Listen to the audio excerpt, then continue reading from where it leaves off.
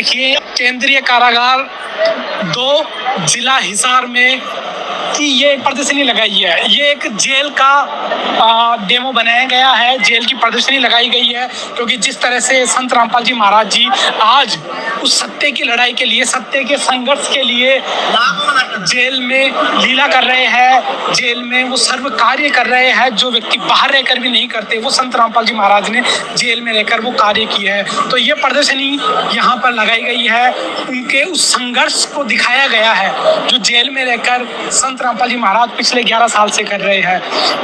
यही संत रामपाल जी महाराज ने जेल में रहकर बहुत सारी किताबें निकाली है। संत रामपाल जी महाराज ने जेल धाम की इस लीला को करते हुए अन्नपूर्णा मुहिम जैसी क्रांतिकारी योजना चलाई है, जिससे लाखों ने, करोड़ों किसानों का, करोड़ों लोगों का भला हुआ है। ये एक जेल की यहाँ पर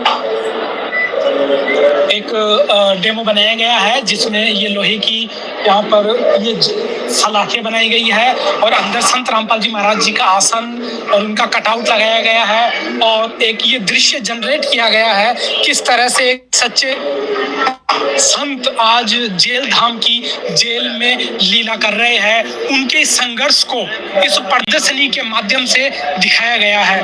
दोस्तों, ये जो संघर्ष यात्रा है ये आज की नहीं है। जब से संत रामपाल जी महाराज ने मिशन किया है, बहुत सारे विरोधी लोगों ने इस संघर्ष में कहीं ना कहीं रोड़ा डाला है, उनके सामाजिक काम में, उनके कल्याण के कार्य में रोड़ा डाला है। 2006 में करौता कांड हुआ था, जब संत रामपाल जी महाराज जी पर कई सारे झूठे केस लगाए गए थे, जिनमें आर्य समाज और आसपास के गांव वालों ने मिलकर उस करौता आश्रम को तहस-नहस किया था। वो संघर्ष यात्रा थी, उसमें संत रामपाल जी महाराज जी 2 साल के लिए जेल में गए थे।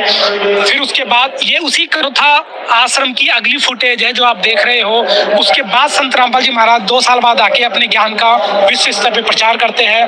फिर सन 2014 में बरवाला कांड को यहाँ पर चित्रों के रूप में दिखाया गया है, किस तरह से वहाँ पे बरवाला के अंदर जो कंट्रोवर्सी हुई थी, जो संघर्ष हुआ था, उसको चित्रों के माध्यम से दिखाया गया है कि जब एक संत सोए हुए समाज को जगाने का प्रयास करता है तो उस पर बहुत से आरोप लगते हैं, बहुत से झूठे केस लगते हैं, उनको इन झूठे केसों से, इस संघर्ष से गुजरना पड़ता है। उसी संघर्ष की वानगी यहाँ पर इस प्रदर्शनी में जेल के इस दीवारों के बीच में बढ़िया सुंदर तरीके से प्रस्तुत किया गया है। तो आगे को इसी कड़ी में जब संत रामपाल जी महाराज 9 मार्च 1997 को जब झाड़ली कस्बे के मातनहाल जिला झज्जर में एक कार्यक्रम पाठ की किसी कारण से स्थगित हो गया था, तो वापस लौटकर मातनहेल गांव की तरफ वापस आ रहे थे संत रामपाल जी महाराज। उसका ये दृश्य है, उसकी ये फोटो है।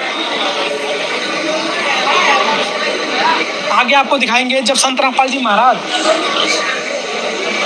झाड़ली जिला झज्जर कस्बे से लौटते समय मातनहेल गांव के मार्ग पर नहर के पुल पर बैठ नौकरी करते हुए। तो दोस्तों, इस फोटो में आप देख रहे हो जो मातनहेल गांव के मार्ग में जो नहर वाला पुल है, जिस पर बैठकर संत रामपाल जी महाराज परमात्मा का चिंतन किया करते थे।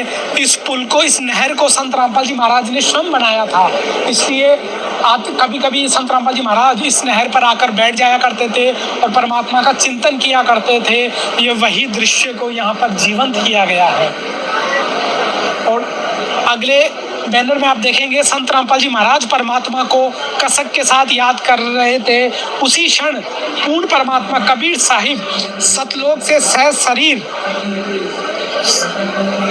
प्रकट होकर आए और संत रामपाल जी महाराज जी को मिले हैं। ये इस तरह का आप बैनर देख रहे हो, यहाँ पर संत राम पूर्ण परमात्मा कबीर साहिब जी एक सफेद वस्त्र धारण करके प्रकट होकर आए और संत रामपाल जी महाराज को मिले। ये अगले दृश्य में आप देखोगे, यहाँ पर संत रामपाल जी महाराज जी को पूर्ण परमात्मा कबीर साहिब जी आकर मिलते हैं और उसी मातनहेल नहर के पुल पर परमात्मा की और संत की आपस में चर्चा होती है।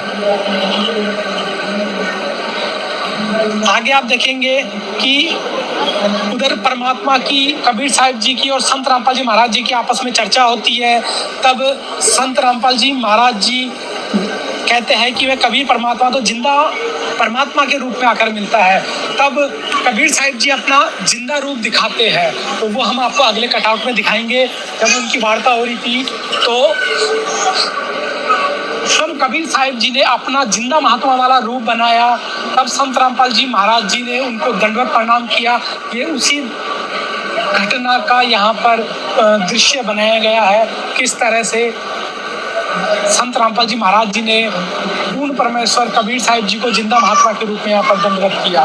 फिर आप देखेंगे जिंदा महात्मा के रूप में कबीर परमात्मा और संत रामपाल जी महाराज जी आपस में संवाद करते हैं और आगे भविष्य के लिए कबीर साहिब जी बताते हैं कि अब जो सतनासार नाम उजागर करने का समय आ गया है, जनता के कल्याण का समय आ गया है, वो 1997 का वो शुभ दिन आ गया है जब इस सार नाम को आगे पूरे विश्व में दिया जाएगा।